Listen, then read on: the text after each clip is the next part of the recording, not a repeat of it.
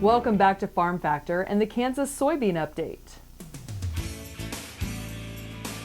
This is the Kansas Soybean Update. It's brought to you by the Kansas Soybean Commission. The Soybean Checkoff, progress powered by Kansas farmers. We're joined now by Greg Anderson, who's part of the governing board for the National Biodiesel Board. Greg, a lot to talk about, but of the fact, the use of biodiesel. And we're really pleased, Greg, with the acceptance and usage of biodiesel across the country, really from coast to coast, literally. And we like that 1.7, 1.8, 1.9, pretty soon, 2 billion gallons. It's huge where we were just a few years ago to realize how fast it really has grown. One of the market drivers has been the renewable fuel standard, and biodiesel is really the tip of the spear leading that effort. We're America's first advanced biofuel, but we're also the only advanced biofuel that's commercially available, and it's having tremendous success in California, where they really want to address the emissions problems and clean up the air, to the East Coast, where they're blending it with oil heat and making bioheat, heating millions of homes and businesses. And so with that, farmers in the Midwest can be very proud. The Soybean Checkoff virtually established the biodiesel industry in the United States, and it's using a lot of soybean oil, really underpinning our market and helping it along. We should see those renewable fuel standards revised numbers here by the end of the month. How much of a concern is there that number is going to come in lower for biodiesel? When EPA came out with their initial numbers, we thought that they were all right, but yet could have been more robust and increased it even more. And so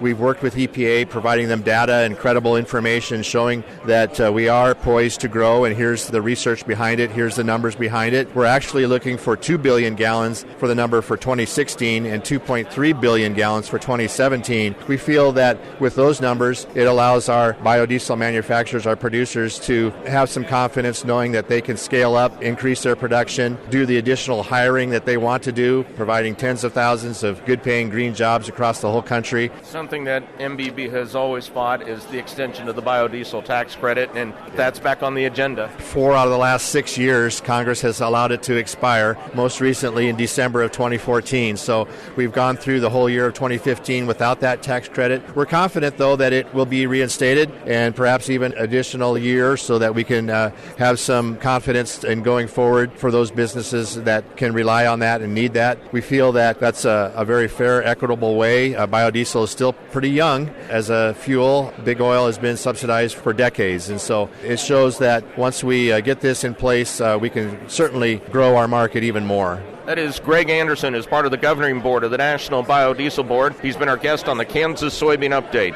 It's brought to you by the Kansas Soybean Commission. The Soybean Checkoff, progress powered by Kansas farmers. Learn more at kansassoybeans.org. For Kansas Soybeans, I'm Greg Akagi.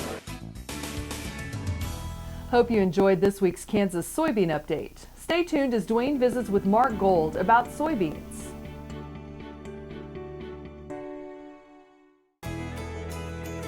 Biodiesel made from sustainable resources is diversifying our fuel supply. This year, biodiesel will displace over 1 billion gallons of fossil fuel nationwide. It's making our economy stronger and our communities healthier. It's working here and across America. Get biodiesel going in your community. Visit americasadvancedbiofuel.com.